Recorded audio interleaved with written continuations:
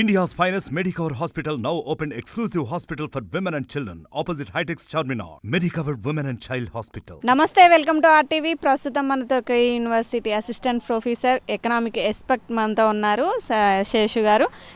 ఈ జిఎస్టీ అంటే ఏంటి, ఈ జిఎస్టీ ఎలా ఉండబోతుంది, 24-25 బడ్జెట్ ఎలా ఉండబోతుంది, బ్యాంకింగ్ సంస్కరణలు ఎలా ఉండబోతున్నాయని తెలుసుకునే ప్రయత్నం చేద్దాం. నమస్తే సార్. అంటే చెప్పండి, అంటే అసలు ఈ జిఎస్టీ అంటే ఏంటి, ఇప్పుడు ఈ ఎకనామిక్ ఇయర్కి ఎలా ఉండబోతుంది? 2017 జూలై 1 నుంచి భారతదేశంలో goods and service tax system GST tax system అమల్లోకి వచ్చింది. ఈ ట్యాక్స్ సిస్టమ్ అమల్లోకి వచ్చిన తర్వాత ప్రభుత్వ ఆదాయం పెద్ద ఎత్తున పెరిగింది. దానికి ప్రధానమైనటువంటి కారణం ఏంటి అని అంటే పన్ను ఎగవేతదారులను మినిమైజ్ చేయటం ఒకటి, ప్రభుత్వ ఆదాయం పెద్ద ఎత్తున పెరగటం ఒకటి, తర్వాత ట్యాక్స్ నెట్వర్క్ పెరగటం అనేటటువంటి దాంతో ప్రభుత్వానికి పెద్ద ఎత్తున ఆదాయం పెరిగినటువంటి మాట వాస్తవం. 2023 నవంబర్ మాసానికి జిఎస్టీ ద్వారా ప్రభుత్వానికి వచ్చినటువంటి మంత్లీ ఇన్కమ్ 1,67,929 కోట్ల రూపాయలు వచ్చిందంటే మనం అర్థం చేసుకోవచ్చు జిఎస్టీ ట్యాక్స్ సిస్టమ్ వచ్చిన తర్వాత ప్రభుత్వానికి ఏ స్థాయిలో ఆదాయం వచ్చింది. అయితే ఈ జిఎస్టీ పన్నుల వ్యవస్థలో 4 రకాలైనటువంటి స్లాబ్స్లో పన్నులు వేస్తారు. ఒకటి 5% స్లాబ్ ఉంటుంది, రెండోది 12% స్లాబ్ ఉంటుంది, 18% స్లాబ్ ఉంటుంది, 28% స్లాబ్ ఉంటుంది. అంటే మినిమం స్లాబ్ 5% ఉంటుంది, మ్యాక్సిమం స్లాబ్ 28% ఉంటుంది. సహజంగా ట్యాక్స్ సిస్టంలో ఎట్లుంటుందనంటే లగ్జరియస్ ఐటెం పైన పెద్ద ఎత్తున ట్యాక్స్ వేస్తారు, నెససరీ ఐటమ్స్ పైన కొద్దిగా తక్కువ ట్యాక్స్ వేస్తారు. కంపారిటివ్లీ కనుక మనం చూస్తే ఆ సిస్టాన్నే జిఎస్టీ ట్యాక్స్ సిస్టంలో కూడా పనిచేస్తుంది. తర్వాత జిఎస్టీలో స్టేట్ జిఎస్టీ ఉంటుంది, సెంట్రల్ జిఎస్టీ ఉంటుంది, ఇంటిగ్రేటెడ్ జిఎస్టీ ఉంటుంది. ఈ రెండిటికి వేరియేషన్ ఏంటి సార్?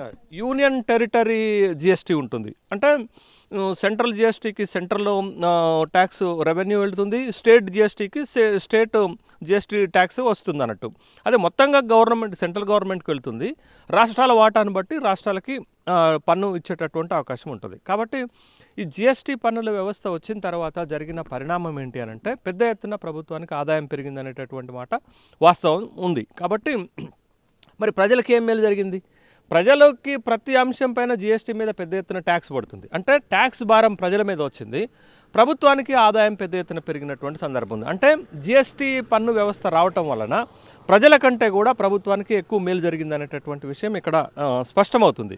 అయితే కొంతమేరకు పన్ను ఎగవేతదారులను మినిమైజ్ చేసుకోవడానికి ప్రభుత్వానికి ఈ జిఎస్టీ ద్వారా వెసులుబాటు కలిగింది. అయితే జిఎస్టీ ట్యాక్స్ సిస్టమ్ వచ్చిన దగ్గర నుంచి కూడా ఒక డిమాండ్ వస్తున్నది ఏంటి అని అంటే అటు లిక్కర్ని ఇటు పెట్రోలియం ప్రోడక్ట్స్ని కూడా జిఎస్టీ పరిధిలోకి తీసుకురావాలనేటటువంటి డిమాండ్ వస్తుంది. కానీ ప్రభుత్వం ఆ 2 ప్రోడక్ట్స్ని కూడా తనకి అవసరం మేరకు పన్నులు పెంచుకునేటటువంటి వ్యవస్థ ఉంది కాబట్టి ఆ 2 ప్రోడక్ట్స్ని జిఎస్టీ పరిధిలోకి తీసుకురావట్లేదు. కానీ ప్రజల నుంచి లేకపోతే నిపుణుల నుంచి వస్తున్నటువంటి డిమాండ్ ఏంటంటే జిఎస్టీ పరిధిలోకి ఆ 2 వస్తువులను కూడా తీసుకురావాలనేటటువంటి డిమాండ్ ఎప్పటి నుంచో ఉంది. అయితే ప్రభుత్వము సమయానుకూలంగా ఆ 4 స్లాబ్స్లో ఉన్నటువంటి వస్తువులని వాళ్ళు స్లాబ్స్ మార్చుకుంటున్నారు. ఉదాహరణకు మీకు చూడండి, ప్రజల నుంచి వస్తున్నటువంటి వ్యతిరేకత, ముఖ్యంగా చేనేత సామాజిక వర్గం నుంచి వస్తున్నటువంటి వ్యతిరేకత, చేనేత ప్రోడక్ట్స్ పై కూడా 12% జిఎస్టీ వేస్తున్నటువంటి సందర్భం ఉంది. కాబట్టి కొన్ని జిఎస్టీ స్లాబ్స్ పైన ప్రజలలో కొంత అభ్యంతరాలు ఉన్నప్పటికీ కూడా ప్రభుత్వము తనకి పెద్ద ఎత్తున జిఎస్టీ ద్వారా ఆదాయం వస్తుంది కాబట్టి అదే విధమైనటువంటి కంటిన్యూ చేస్తుంది. కాబట్టి జిఎస్టీ పన్నుల వ్యవస్థ వచ్చిన తర్వాత పన్ను ఎగవేతదారుల సంఖ్య తగ్గిన మాట వాస్తవం. అంటే ఈ జిఎస్టీ వల్ల సామాన్య ప్రజల మీద భారం పడదంటారా?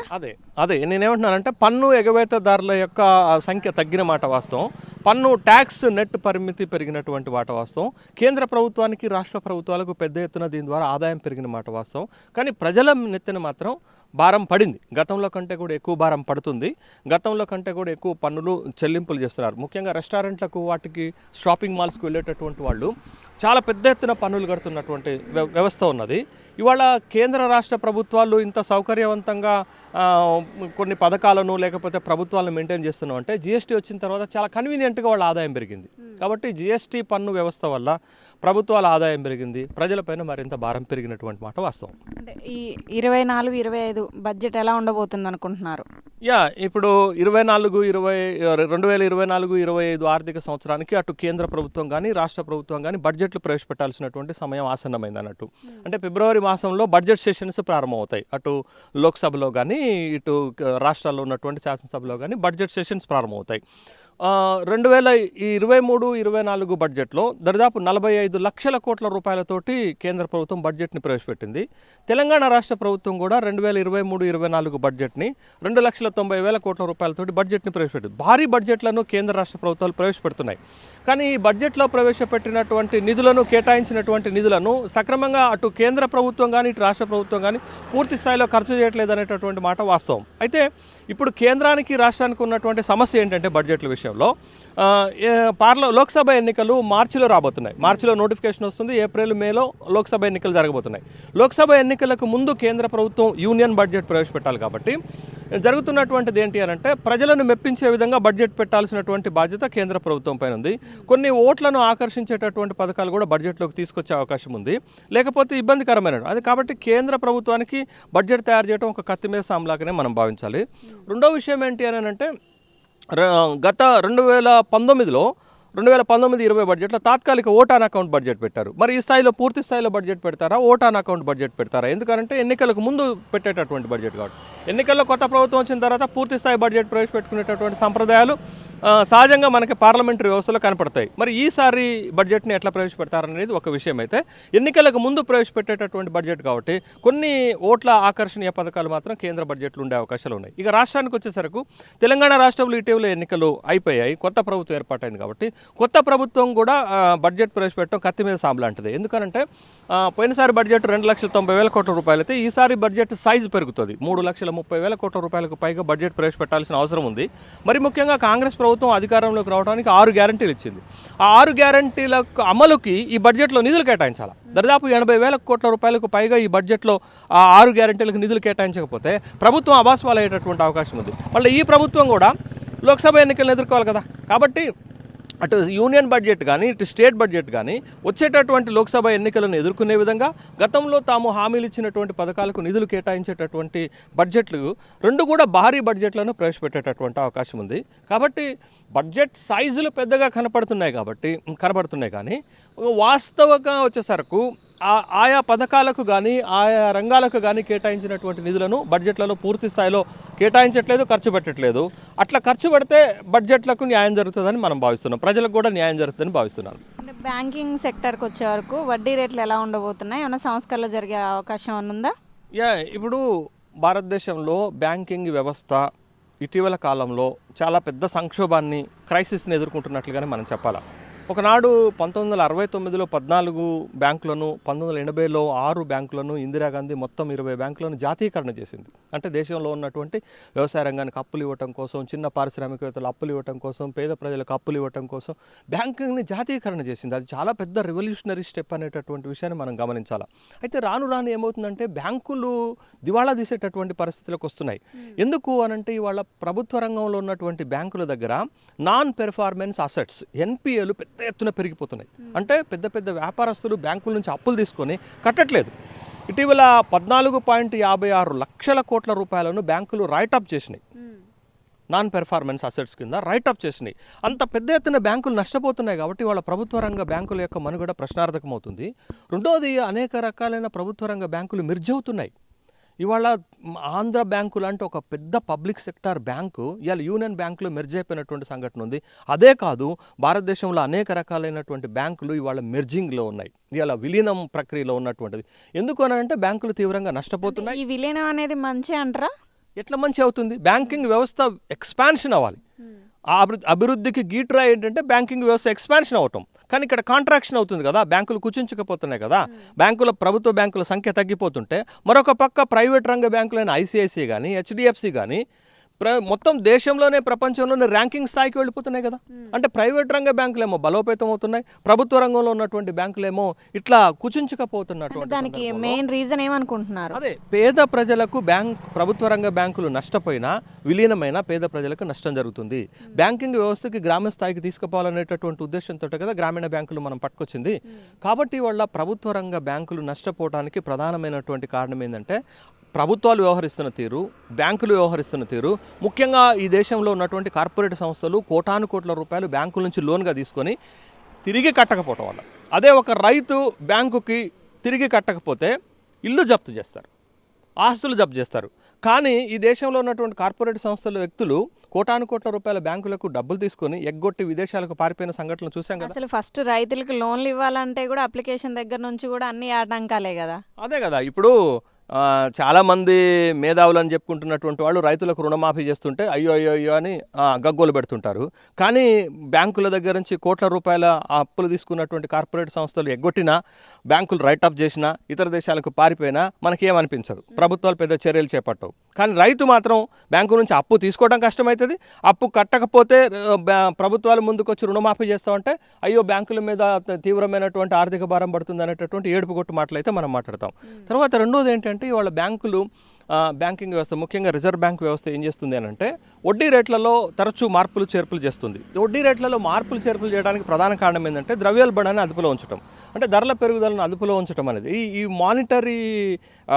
మానిటరీ యాక్షన్స్ కను బ్యాంకింగ్ వ్యవస్థకి, వడ్డీ రేటుకి, ద్రవ్యోల్బణానికి చాలా దగ్గర సంబంధాలు ఉంటాయి. కాబట్టి ఇక్కడ వడ్డీ రేట్లను, ద్రవ్యోల్బణం బాగా పెరుగుతున్నప్పుడు రిజర్వ్ బ్యాంక్ ఏం చేస్తుందంటే వడ్డీ రేట్లను పెంచుతుంది. వడ్డీ రేట్లను పెంచి మానిటరీ సిస్టాన్ని, మానిటరీ పాలసీని అడ్జస్ట్మెంట్ చేయడం వల్ల ద్రవ్యోల్బణాన్ని తగ్గించవచ్చు. కాబట్టి రెపో రేట్స్ని, బ్యాంక్ రేట్స్ని, రివర్స్ రెపో రేట్స్ని మారుస్తున్నటువంటి క్రమంలో మామూలు సామాన్య ప్రజానీకం పైన ఇది భారం పడుతుంది. ఎందుకు అనంటే ఫర్ ఎగ్జాంపుల్ మేజర్గా వచ్చేటటువంటి సమస్య ఎక్కడ అంటే హౌసింగ్ లోన్స్ విషయంలో. అంటే మధ్యతరగతి ప్రజలు కానీ, పేదవాళ్ళు కానీ, లేకపోతే శాలరీడ్ ఎంప్లాయీస్ పీపుల్ కానీ, వీళ్ళందరూ కూడా పెద్ద ఎత్తున హౌసింగ్ లోన్స్ తీసుకొని ఉంటారు. వాళ్ళు తీసుకునేటప్పుడు 8% హౌసింగ్ లోన్ ఉందనుకుందాం. బహుశా ఆ ద్రవ్యోల్బణాన్ని అదుపు చేసేటటువంటి చర్యల్లో భాగంగా, ఇన్ఫ్లేషన్ని కంట్రోల్ చేసేటటువంటి చర్యల్లో భాగంగా Reserve Bank of India raise the rate of interest అన్నారు అనుకోండి, వడ్డీ రేటుని పెంచుదాం అనుకున్నారు అనుకోండి. ఈ రుణాలు కట్టేటటువంటి వాళ్ళు బ్యాంకులకు హౌసింగ్ లోన్స్ పైన, ఇతరత్ర లోన్స్ పైన వడ్డీ రేటు చెల్లించేటటువంటి శాలరీడ్ పీపుల్ కానీ, మధ్యతరగతి ప్రజలు కానీ, పేద ప్రజలు కానీ తీవ్రంగా నష్టపోయేటటువంటి అవకాశం ఉంటుంది. కాబట్టి ఆ వడ్డీ రేట్లలో వస్తున్నటువంటి మార్పులు ప్రజలపైన భారం పడుతున్నాయి. తర్వాత బ్యాంకింగ్ వ్యవస్థ నష్టపోవటం, బ్యాంకింగ్ వ్యవస్థ ముఖ్యంగా పబ్లిక్ సెక్టర్ బ్యాంక్స్ డీఫంక్ అవటము, public sector banks under the లాసెస్లో ఉండటము, మెర్జింగ్ అవటము, వీటన్నిటితోటి ఒక బలమైనటువంటి బ్యాంకింగ్ వ్యవస్థ ఈ దేశంలో నిర్మాణం జరగటం లేదు. కాబట్టి అది ఆర్థిక వ్యవస్థ పైన తీవ్రమైనటువంటి ప్రభావం పడుతుంది. నిజంగా ఆర్థిక వ్యవస్థ బలంగా ఉంది అని అంటే అది బ్యాంకింగ్ వ్యవస్థ బలంగా ఉండాలి. మీరు చూడండి, దేశంలో ఆర్థిక మాంద్యం, ప్రపంచంలో ఆర్థిక మాంద్యం ఎప్పుడొచ్చినా కానీ బ్యాంకింగ్ వ్యవస్థ దెబ్బతిన్నటువంటి క్రమంలోనే ఆర్థిక మాంద్యాలు, economic depressions, economic recessions start అయిన విషయాన్ని మనం గమనించాలి. కాబట్టి బ్యాంకింగ్ వ్యవస్థ భారతదేశంలో గత కొంతకాలంగా, ఒక దశాబ్ద కాలంగా బలోపేతం కావటం లేదు, నష్టాలు పోతున్నాయి, బ్యాంకింగ్ వ్యవస్థ గందరగోళంగా తయారైంది. కాబట్టి అది ప్రజలపైనే భారం పడుతుంది ఖచ్చితంగా. అసలు కేవైసీ అన్న మాట ఈ మధ్య తరచుగా వినపడుతుంది. కేవైసీ అంటే ఏంటి, ఎందుకు దాన్ని యూజ్ చేయాలి అసలు? టెక్నాలజీ బాగా పెరిగిపోయింది. ఈ టెక్నాలజీ బాగా పెరిగిపోతున్నటువంటి సందర్భంలో కేవైసీ అనేటువంటి ఒక సిస్టాన్ని తీసుకొస్తున్నారు. అటు రాష్ట్ర ప్రభుత్వాలు తీసుకొస్తున్నాయి, కేంద్ర ప్రభుత్వం తీసుకొస్తుంది. నో యువర్ కస్టమర్ అనేటటువంటి ఒక సిస్టాన్ని పట్టుకొని వచ్చారు. తీసుకొని వచ్చి ఏం చేశారు, ప్రభుత్వ పథకాల్లో లేకపోతే ప్రభుత్వం ఇచ్చేటటువంటి సబ్సిడీలలో వీటన్నిటిలో కూడా కేవైసీని పట్టుకొస్తున్నారు. ఎందుకు కేవైసీని పట్టుకొస్తున్నారు అని అంటే అనర్హులను గుర్తించటము, పారదర్శకంగా పథకాలను అమలు చేయటము, ఇవన్నీ చేయాలనేటటువంటి ఉద్దేశంతో, నిజమైనటువంటి లబ్ధిదారులను ఎంపిక చేయాలనే ఉద్దేశంతో కేవైసీని తీసుకొస్తున్నామని ప్రభుత్వాలు చెప్తున్నాయి. ఉదాహరణకు కేంద్ర ప్రభుత్వం గత 5 సంవత్సరాలుగా కరోనా వచ్చిన దగ్గర నుంచి వాళ్ళు చేసినటువంటి ప్రాక్టీస్ ఏంటి అని అంటే ముఖ్యంగా సివిల్ సప్లైస్, పబ్లిక్ డిస్ట్రిబ్యూషన్ సిస్టంలో ఫర్ హెడ్ 5 kgs రైస్ ఫ్రీగా ఇస్తున్నామని చెప్తున్నారు. అంటే చౌకధరల దుకాణాలకు వెళ్ళి ఎవరైతే పేదవాళ్ళు, లబ్ధిదారులు ఉన్నారో వాళ్ళు కేవైసీ థంబ్ ఇంప్రెషన్ ఇవ్వాలని అడుగుతున్నారు.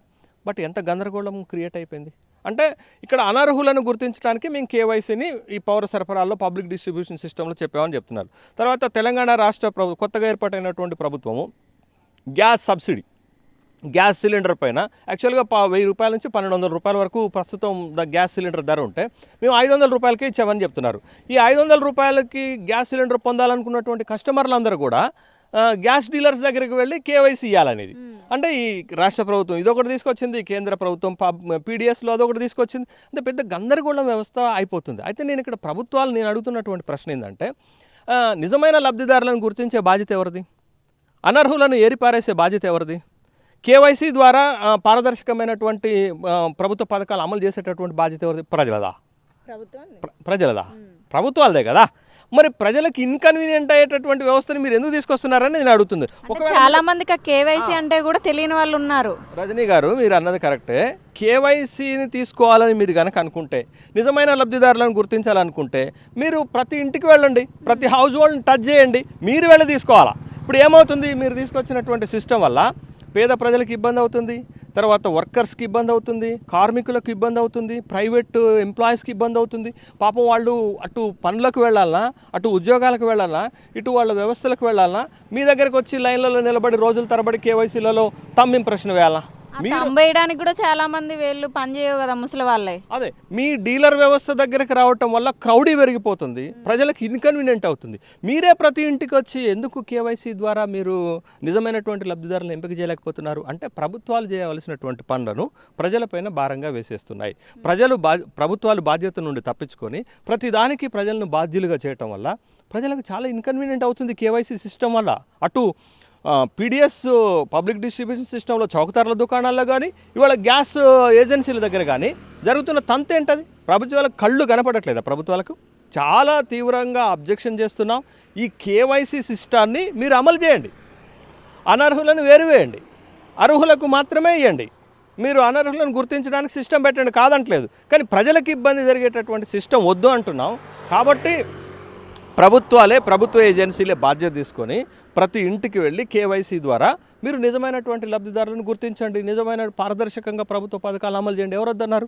వద్దనట్లేదు కదా. కానీ ప్రజలపైన భారం వేసేటటువంటి ఇట్లాంటి సిస్టాన్ని మీరు మానుకోవాలి. ప్రభుత్వమే పూర్తి బాధ్యత తీసుకొని కేవైసీ సిస్టమ్ ద్వారా నిజమైనటువంటి లబ్ధిదారులకు ప్రభుత్వ పథకాలను చేరవేయాల్సిన బాధ్యత ప్రజలది కాదు, ప్రభుత్వాన్ని. ప్రభుత్వమే బాధ్యత తీసుకోవాలి. ప్రజలకు ఇన్కన్వీనియంట్ కాకుండా బాధ్యత తీసుకోవాల్సినటువంటి అవసరం ఉంది. కానీ ఇప్పుడు పట్టుకొచ్చిన కేవైసీ సిస్టమ్ అటు పీడిఎస్ సిస్టంలో కానీ, పబ్లిక్ డిస్ట్రిబ్యూషన్ సిస్టంలో కానీ, ఇటు గ్యాస్ ఏజెన్సీల దగ్గర కానీ ప్రజలు తీవ్రమైనటువంటి ఇబ్బందులు పడుతున్నారు. కాబట్టి అటు కేంద్ర ప్రభుత్వం, ఇటు రాష్ట్ర ప్రభుత్వాలు ఆలోచించి ప్రతి ఇంటికి వెళ్ళి కేవైసీ ద్వారా నిజమైనటువంటి లబ్ధిదారులను ఎంపిక చేసుకోవాల్సినటువంటి బాధ్యత మీదే.